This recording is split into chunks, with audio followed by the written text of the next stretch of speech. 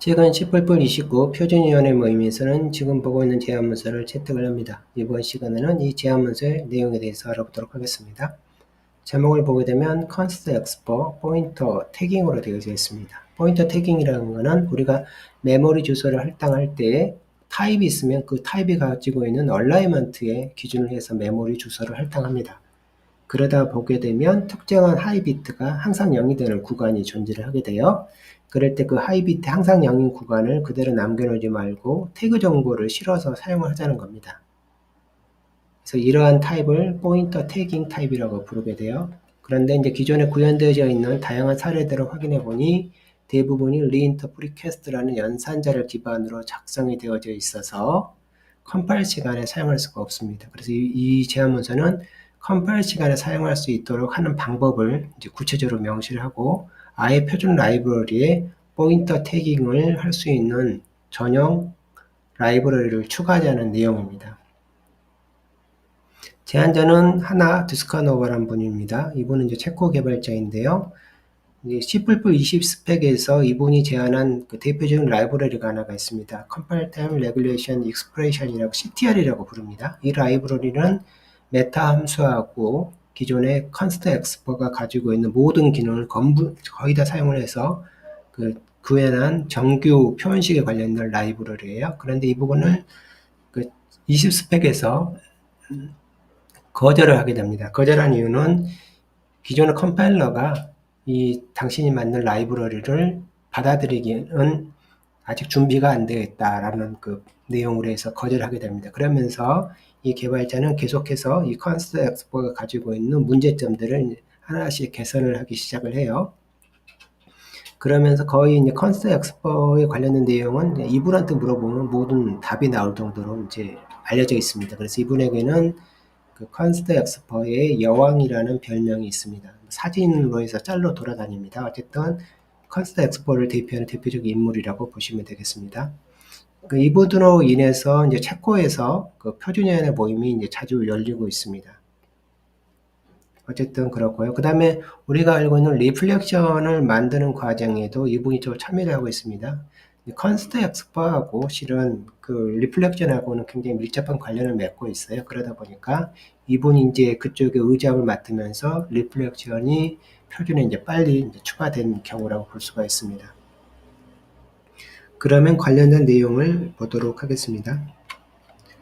첫 번째 내용은 이런 내용입니다. 기존에 그 포인터 태깅이 어떤 거냐라고 했을 때 기본적으로는 포인터 어드레스에서 얼라이먼트 기준으로 포인터가 주소를 할당받다 보니 특정한 비트가 항상 0으로 남더라. 그래서 그 공간에다가 태그 정보를 남기자, 즉 원하는 어떠한 정보를 추가해서 이제 구현을 하자라는 내용입니다.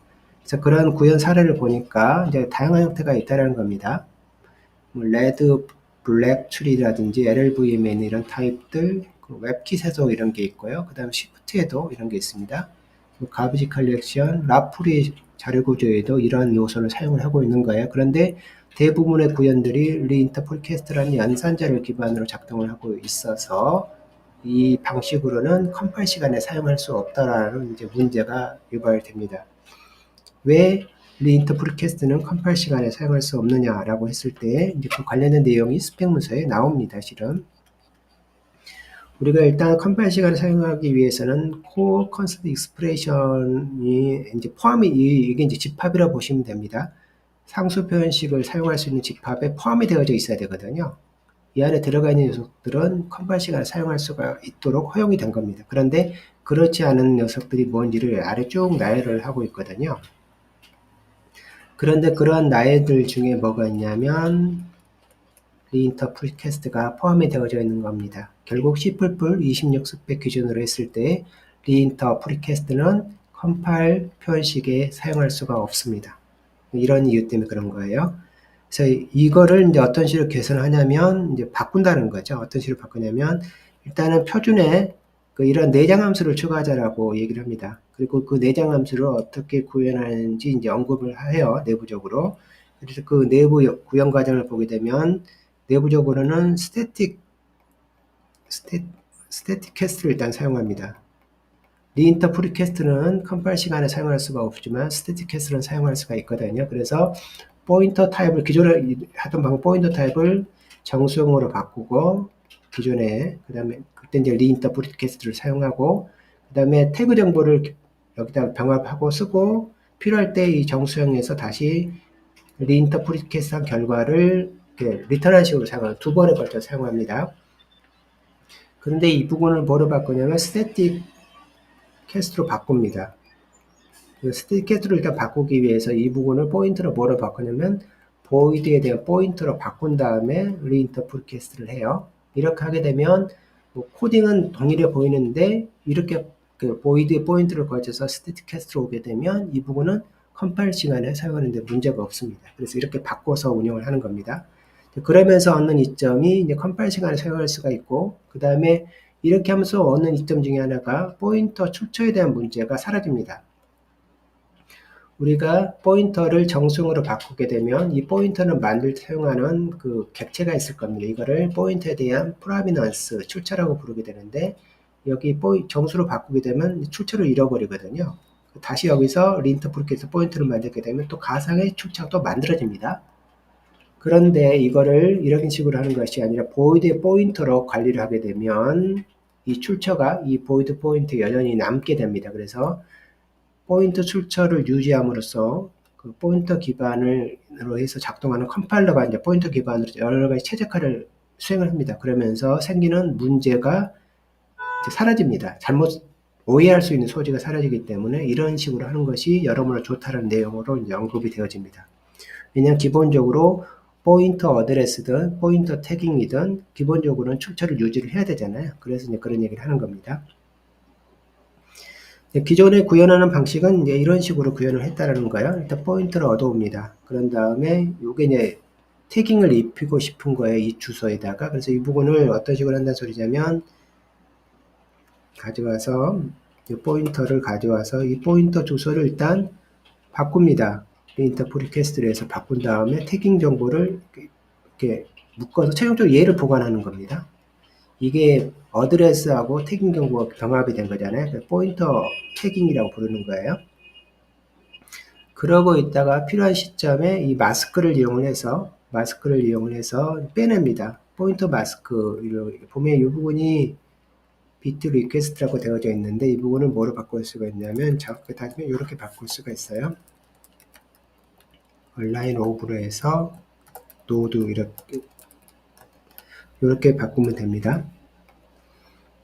그렇게 하게 되면 얼라이먼트만큼을 이동한 다음에 1을 빼면 나머지가 0이 되는 비트가 다 1이 됩니다. 이렇게 이런 식으로 되기 때문에 이걸 이용을 해서 마스크하고 이 태그하고 포인터가 구분되는 그 영역을 나눌 수가 있습니다. 마스크를 만들어서 이제 엔드 비트 연산을 하면 됩니다. 이런 식으로 얻어서 사용을 해왔어요. 지금까지. 근데 이렇게 함으로써 얻는 문제점이 리인터프리트 캐스트를 너무 많이 사용하게 되고 그 다음에 타입의 안전성이 없습니다. 즉 이 노드가 가지고 있는 얼라이먼트를 고려하지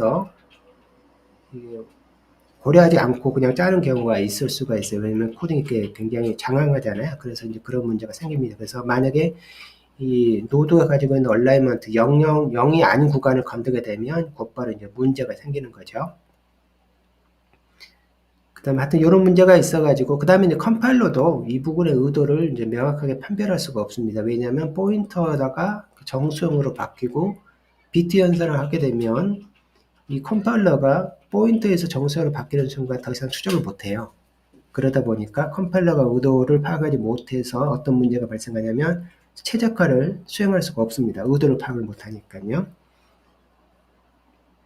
그래서 이런 문제를 해결하기 위해서 리인터프리트 캐스트를 이제 기존 타입을 보이드에 대한 포인트로 바꾸고 스태틱을 기반으로 해서 모든 연산을 수행을 하게 되면 컴파일 시간에 사용할 수 있게 됩니다.